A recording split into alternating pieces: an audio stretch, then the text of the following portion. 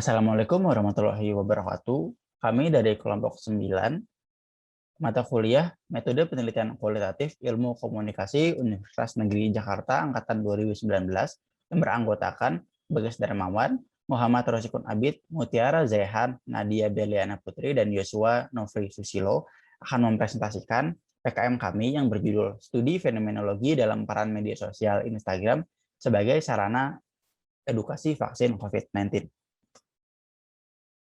Perkenalkan, saya Bagas Darmawan, mahasiswa Ilmu Komunikasi Universitas Negeri Jakarta Angkatan 2019 nomor hadir 7.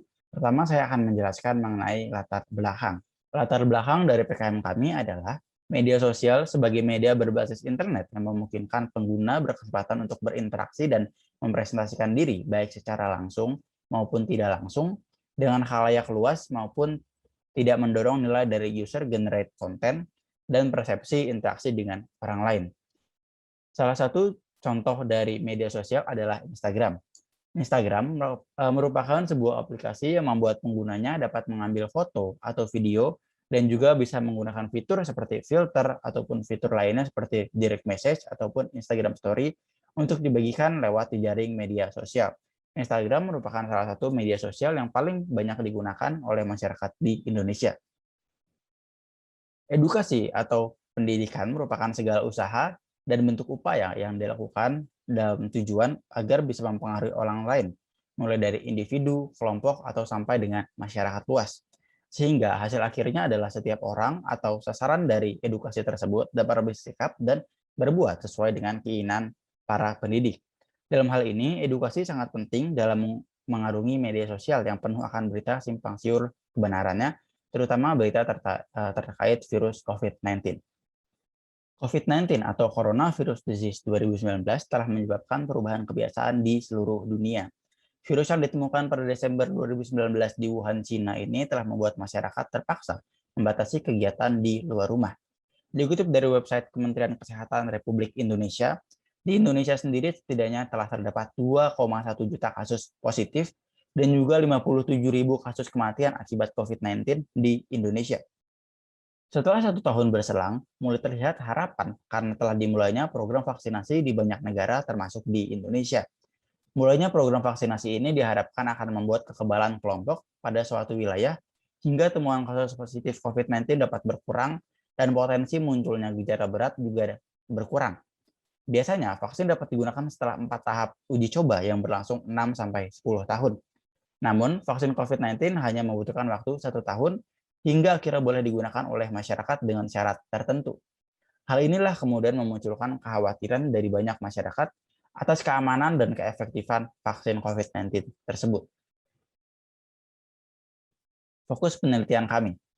Berdasarkan latar belakang masalah yang telah diuraikan tadi, dapat diketahui bahwa edukasi vaksin COVID-19 marak muncul di internet. Salah satunya melalui media sosial Instagram. Instagram menjadi salah satu wadah yang dipilih dan dioptimalkan oleh berbagai instansi ataupun perorangan yang hendak memberikan edukasi terkait vaksin COVID-19 guna memperkaya sesamanya dengan informasi mengenai vaksin dari situs tersebut. Maka dari itu, fokus penelitian ini adalah bagaimana peran media sosial Instagram sebagai sarana edukasi vaksin COVID-19. Tujuan penelitian. Tujuan penelitian ini adalah untuk mengetahui peran media sosial Instagram sebagai sarana edukasi vaksin COVID-19.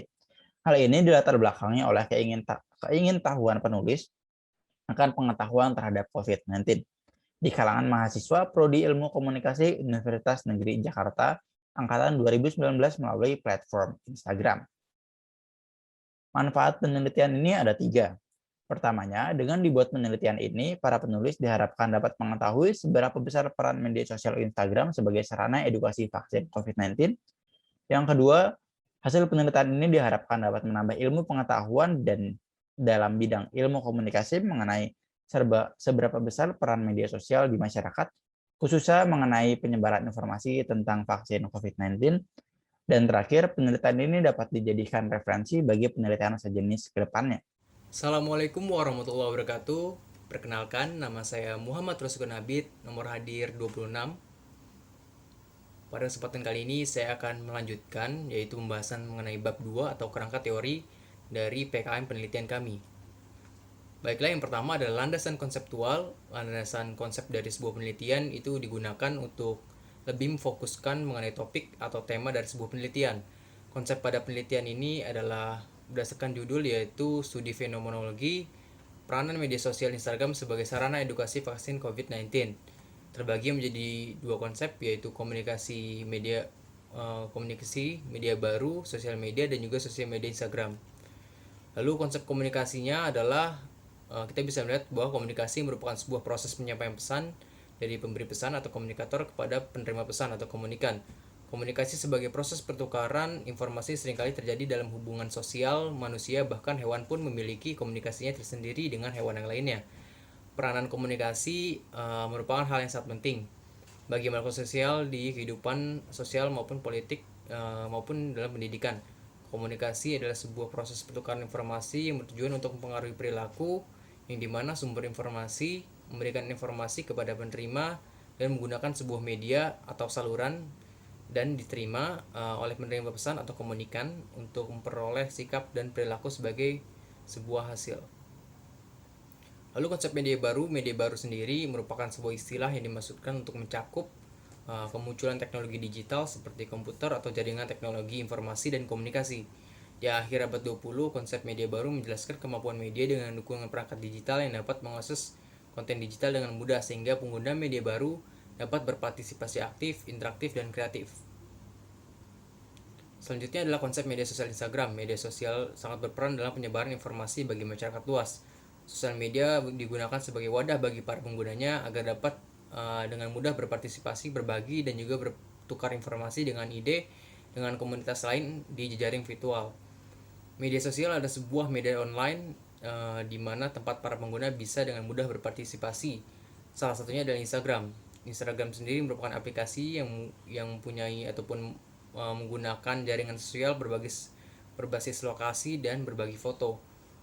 Gaya aplikasi yang modern membuat Instagram semakin digemari oleh masyarakat kekinian, yang membuat Instagram sebagai media penyebaran yang menarik, interaktif, dan juga mencakup banyak informasi. Lalu selanjutnya adalah penelitian terdahulu yang menjadi acuan kami, yaitu yang pertama adalah dari Fitri Nainggolan, Shinji A, Rondowunu, Grace J. Waleleng tahun 2018 dengan judul Peranan Media Sosial Instagram dalam Interaksi Sosial Antar Mahasiswa Fakultas Ilmu Sosial dan Politik Unstrat Manado, yang mempunyai hasil di mana media sosial Instagram sangat berperan penting dalam interaksi sosial antar mahasiswa Fakultas Ilmu Sosial dan Politik Unstrat Manado. Lalu yang kedua dari Radov A. Manampiring tahun 2015, yaitu dengan judul Peranan Media Sosial Instagram dalam Interaksi Sosial Antar Siswa SMA Negeri 1 Manado, studi pada jurusan IPA angkatan 2012, yang mana hasil ini berpusat di mana Instagram sebagai sarana kepuasan mereka untuk hiburan atau saling meniru dan mengidentifikasi. Lalu yang ketiga ada Dian Nurvitasari dan Abdul Basit tahun 2020 dengan judul Media Sosial Instagram sebagai media informasi edukasi, yang dimana hasil penelitiannya bisa dilihat bahwa akun Instagram parentalk.id adalah untuk dijadikan sebagai rujukan dan referensi bagi follower, khususnya yang berkaitan dengan edukasi parenting. Lalu yang keempat ada Titah Prayaksa dan Wiwik Eka Putri pada tahun 2020 dengan judul Peranan New Media dalam Transformasi Fungsi Komunikator dan Fungsi Konstruksi, Dramaturgi akun Instagram Wali Kota Denpasar Rai Mantrat pada tahun 2019. Lalu yang kelima adalah Iksan Tila Mahendra tahun 2017 dengan judul Peran Media Sosial Instagram dalam Pembentukan Kepribadian Remaja Usia 12-17 tahun di Kelurahan Kebalen, Kecamatan Babelan, Kabupaten Bekasi. Ini dimana kita bisa melihat bahwa media sosial Instagram sangat berperan dalam membentuk kepribadian remaja. Lalu yang keenam ada Dian Nurvita Sari dan Abdul Basit pada tahun 2020, yaitu media sosial Instagram sebagai media informasi edukasi parenting, yang mana bisa kita lihat bahwa Instagram punya peranan yang sangat penting dalam hal mengedukasi. Lalu yang ketujuh ada Nurul Hikmah pada 2018 dengan judul The Role of Social Media Instagram in Social Instruction Among Students Juan Palopo Studies on Grade 11 Majors of Social Science. Hasil penelitian ini menunjukkan bahwa Instagram merupakan salah satu aplikasi yang berperan dalam sugesti perilaku siswanya. Lalu yang kedelapan ada Melina Harahap dan Nina Siti Salmania Siregar pada tahun 2019 yang mempunyai judul peranan pesan dakwah Instagram dan kesadaran berhijrah di kalangan mahasiswi psikologi Universitas Medan Area yang mempunyai hasil penelitian di mana memberikan pemahaman bahwa Instagram dapat memberikan motivasi kepada informan. Lalu yang ke-9 ada Muhammad Bayi Tejo Sampurno, Tri Cahyo Kusumadio, dan juga Muhammad Arifuddin Islam pada tahun 2020. Budaya dengan judul Budaya Media Sosial, Edukasi Masyarakat dan Pandemi COVID-19, yang dimana kita bisa melihat bahwa pada saat pandemi COVID-19 media sosial menjadi media penyebaran informasi. Lalu yang ke-10 ada Ira Setiawati pada tahun 2015 dengan judul Pemanfaatan Media Sosial sebagai sarana edukasi customer cerdas pada transaksi perdagangan online menghadapi MEA. Ini mana hasil penelitian menunjukkan bahwa era jejaring saat ini peningkatannya dengan media sosial itu sangat strategis. Lalu variabel penelitian dalam penelitian kami adalah merupakan sebelumnya variabel penelitian merupakan aspek yang penting menjadi titik utama fokus dalam sebuah penelitian. Berbeda dengan variabel penelitian kualitatif, penelitian kualitatif variabel tidak dapat dihitung dan bukan merupakan angka. Berdasarkan judul penelitian, maka variabel penelitian kami adalah studi fenomenologi dalam peran media sosial Instagram sebagai sarana edukasi vaksin COVID-19. Maka dapat ditarik kesimpulan dari judul tersebut, maka variabel penelitian kami adalah peran media sosial Instagram. Assalamualaikum warahmatullahi wabarakatuh. Nama saya Nadia Berliana Putri, nomor hadir 30. Pendekatan penelitian. Dalam penelitian ini, kami menggunakan pendekatan penelitian kualitatif untuk mencari data yang diperlukan, menganalisis data dan mendapatkan hasil penelitian. Pendekatan kualitatif mencari tahu dan memahami nilai yang dianut oleh individu atau kelompok yang berasal dari masalah atau fenomena yang sama. Menurut Molong dalam bukunya Metode Penelitian Kualitatif, diartikan bahwa penelitian kualitatif sebagai penelitian yang ditujukan untuk memahami sebuah fenomena yang sama dialami oleh subjek yang akan diteliti. Fenomena tersebut seperti perilaku, motivasi, tindakan, persepsi, atau pemahaman, dan lain-lain. Data yang didapatkan kemudian dideskripsikan secara naratif deskriptif untuk menjelaskan hasil penelitian. Penelitian kualitatif melihat objek penelitian sebagai fenomena yang alamiah dan dianalisis secara objektif tanpa manipulasi dari peneliti. Kemudian jenis penelitian. Jenis penelitian yang kami gunakan adalah jenis penelitian naratif yang dimana peneliti berusaha untuk mempelajari kehidupan atau pengalaman individu atau lebih yang berkaitan dengan topik yang diteliti. Penelitian naratif biasanya digunakan ketika peneliti ingin menceritakan sebuah cerita maupun pengalaman seseorang atau lebih dan peneliti ingin melaporkan cerita mereka. Diharapkan dengan menggunakan penelitian naratif, maka peneliti dapat menciptakan sebuah hubungan yang dekat dengan partisipan. Strategi penelitian yang kami gunakan adalah fenomenologi transendental. Menurut Mostakas 1994, fenomenologi transendental atau psikologis kurang terfokus pada interpretasi peneliti dan lebih pada deskripsi pengalaman peserta. Selain itu, Mostakas berfokus pada salah satu konsep Husserl, yaitu epoch atau bracketing, di mana peneliti mengesampingkan pengalaman mereka sebanyak mungkin untuk mengambil perspektif baru terhadap fenomena yang akan diteliti. Oleh karena itu, transendental berarti di mana segala sesuatu dirasakan dengan fresh, seolah-olah untuk pertama kalinya.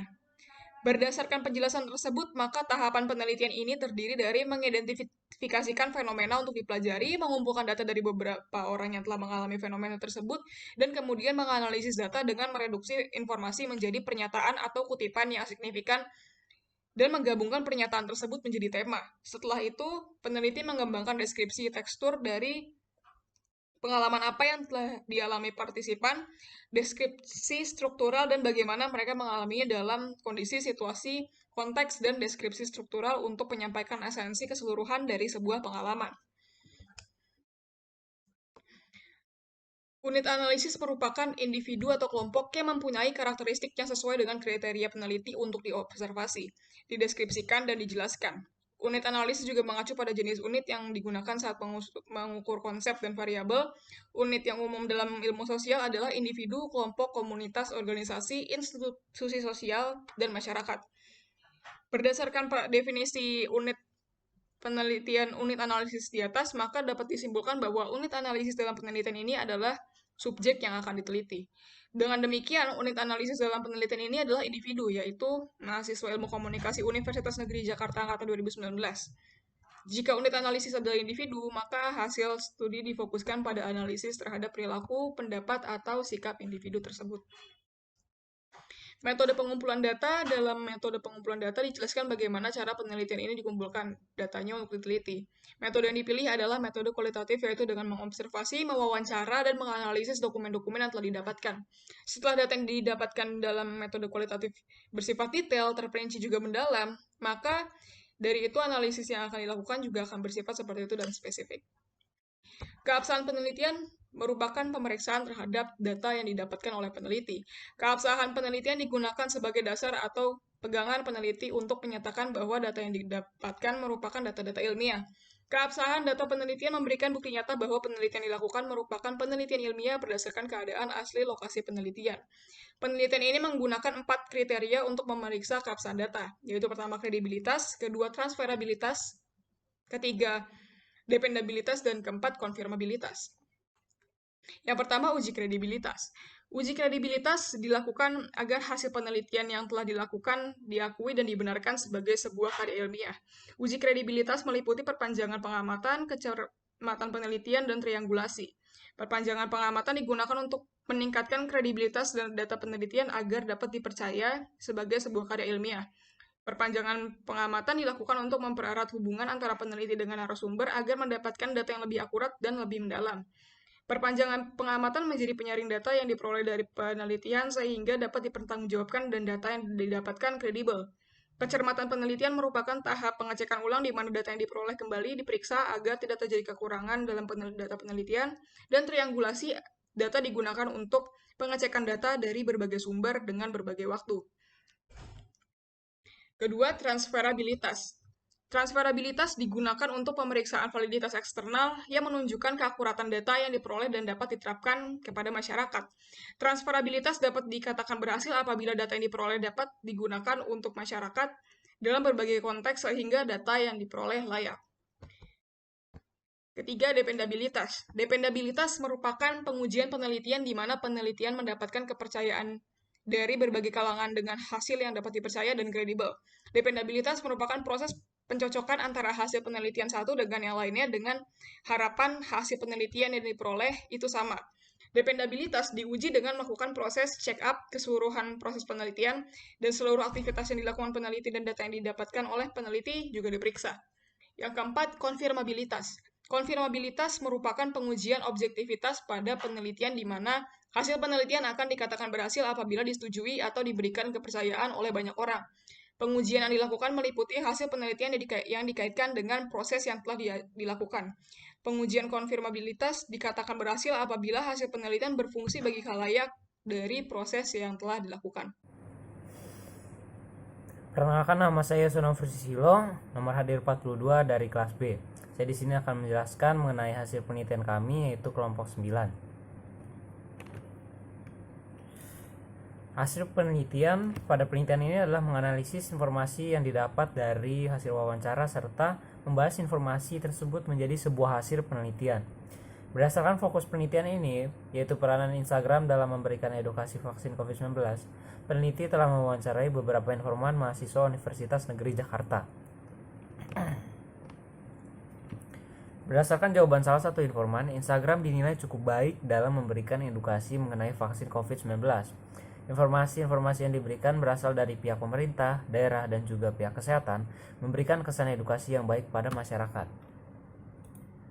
Informan lain juga menyebutkan bahwa peranan Instagram sangat penting dalam memberikan edukasi vaksin COVID-19. Karena berdasarkan riset We Are Social menyebutkan bahwa Instagram masuk ke dalam peringkat ketiga dengan penggunaan rata-rata 17 jam per bulan. Intensitas waktu penggunaan jam ini tidak semata-mata hanya digunakan untuk melihat edukasi vaksin COVID-19 saja. Tetapi setidaknya mereka mendapatkan informasi mengenai vaksin atau edukasi vaksin COVID-19 sampai yang menggunakan Instagram.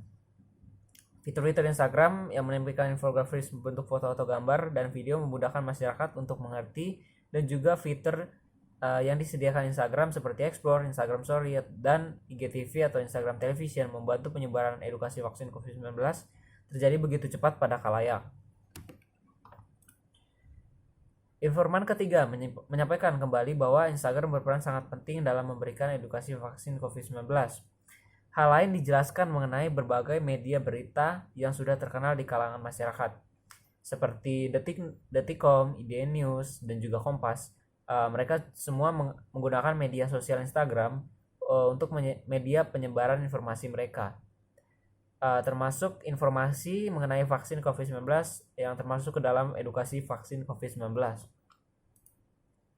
Informasi selanjutnya, berdasarkan penuturan dari narasumber kita bisa melihat Instagram dapat menjadi alternatif untuk orang mencari informasi mengenai vaksin COVID-19. Narasumber juga menambahkan bahwa salah satu akun dalam Instagram yang dapat dijadikan sumber informasi adalah milik Kementerian Kesehatan. Selain itu, menurut narasumber juga info yang disajikan di Instagram lebih menarik karena disertai dengan infografis dan visual yang menarik. Peranan Instagram dalam memberikan edukasi vaksin COVID-19 sudah dapat dibilang sangat penting karena dari Instagram sendiri memiliki fitur yang mendukung serta menjangkau khalayak yang luas, sehingga pemberian edukasi vaksin COVID-19 menjadi sangat mudah dan menarik. Tetapi apakah informasi yang diberikan dapat dipercaya atau berasal dari sumber yang terpercaya? Banyaknya akun palsu di Instagram membuat berita-berita hoaks menjadi marak dan masyarakat harus bijak dalam memilih sumber informasi. Penjelasan informasi mengenai banyaknya hoaks terkait vaksin COVID-19, pertentangan itu disebutkan mengadu domba yang setelah dikaji lebih dalam oleh peneliti memiliki maksud mempertahankan argumen satu individu dengan individu yang lainnya yang masing-masing argumen tersebut memiliki kubunya masing-masing. Walaupun argumen tersebut belum dibenarkan atau tidak dibenarkan oleh studi-studi terkait vaksin COVID-19. Pemilihan sumber berita yang baik harus dilakukan dengan bijak dan tanggung jawab. Apabila berita yang disebarkan merupakan berita yang tidak benar, maka dapat merugikan orang lain dan melanggar peraturan atau undang-undang cyber.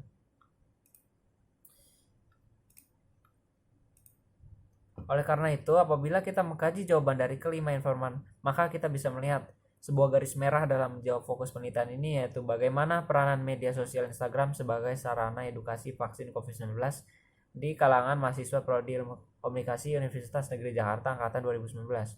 Melihat jawaban keterangan dari kelima informan, maka kita bisa menyimpulkan bahwa peranan Instagram dalam menjadi sarana untuk memberikan edukasi mengenai vaksin COVID-19 di kalangan mahasiswa Ilmu Komunikasi Universitas Negeri Jakarta Angkatan 2019 sangat penting atau cukup penting. Terima kasih. Saya Mutiara Zehan Adira dari kelas B dengan nomor hadir 29. Pada kesempatan kali ini saya ingin menjelaskan bab 5 yang pertama adalah kesimpulan. Berdasarkan semua hasil penelitian serta pemaparan yang telah disebutkan sebelumnya oleh peneliti, ada beberapa kesimpulan yang bisa diambil. Yang pertama, berdasarkan hasil wawancara terhadap kelima informan, dapat diketahui bahwa Instagram memiliki peranan yang penting dalam menjadi sarana edukasi terkait vaksin COVID-19 di kalangan mahasiswa Ilmu Komunikasi Universitas Negeri Jakarta Angkatan 2019. Nah, hal tersebut bisa dilihat dari mayoritas mahasiswa yang memiliki akun juga intensitas mereka mengakses Instagram yang lumayan tinggi. Dan Instagram mampu memberikan informasi yang jauh lebih menarik dan informatif ke kalangan mahasiswa karena penyajian mereka yang atraktif. Yang kedua, lebih lanjut, selain memberikan informasi dan edukasi terkait vaksin COVID-19, Instagram juga menyimpan resiko penyebaran hoax atau berita bohong apabila kita tidak mampu untuk bersikap lebih selektif terhadap informasi yang ada. Yang terakhir adalah saran. Peneliti memiliki beberapa saran yang diharapkan mampu menjadi pertimbangan untuk pihak terkait. Berikut ini beberapa saran yang bisa kami berikan. Yang pertama, kepada pemerintah Republik Indonesia dan juga kementerian terkait diharapkan mampu lebih mengoptimalkan media sosial yang ada sebagai ujung tombak penyebaran informasi terkait vaksin COVID-19 yang akurat dan terpercaya, sehingga mampu memberikan pencerdasan kepada masyarakat luas. Yang kedua, kepada terkhusus teman-teman mahasiswa Ilmu Komunikasi Universitas Negeri Jakarta Angkatan 2019 dan umumnya kepada masyarakat diharapkan mampu bersikap selektif terhadap informasi yang diterima atau tersebar di internet, agar terhindar dari berita bohong atau hoax terkait vaksin COVID-19 yang dapat menyebabkan keresahan dan juga kesalahpahaman. Sekian presentasi penelitian dari kelompok 9, kurang lebihnya mohon maaf. Wassalamualaikum warahmatullahi wabarakatuh.